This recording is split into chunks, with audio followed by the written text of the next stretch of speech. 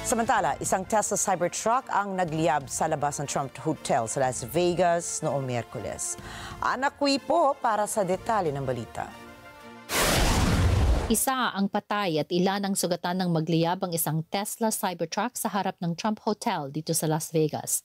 Sinasabing iniimbestigahan ang insidente bilang pag-atake ng terorista. Makikitang tinatrabaho ng pulis at mga bombero ang pinangyarihan ng insidente habang ang driver ng Tesla ay tinakpan ng itim na trapal. Ayon kay Las Vegas Metropolitan Police Department Sheriff Kevin McMahill, may isang tao ang natagpuang patay sa loob ng isang 2024 model year Cybertruck. Samantala, 7 naman ang nagtamo ng minor injuries mula sa pagsabog. Ayon kay Elon Musk na CEO ng Tesla, iniimbestigahan din nito ang insidente. Ayon kay McMahill, umabante ang Cybertruck sa Trump Building ng bandang alas 8:40 ng umaga. Anya, alerto na ang pulis dahil sa New Orleans attack na naganap naman sa New Orleans noong umaga ng Miyerkules. Ayon sa FBI, isang potensyal na pagsabog ang natagpuan sa sasakyang iyon.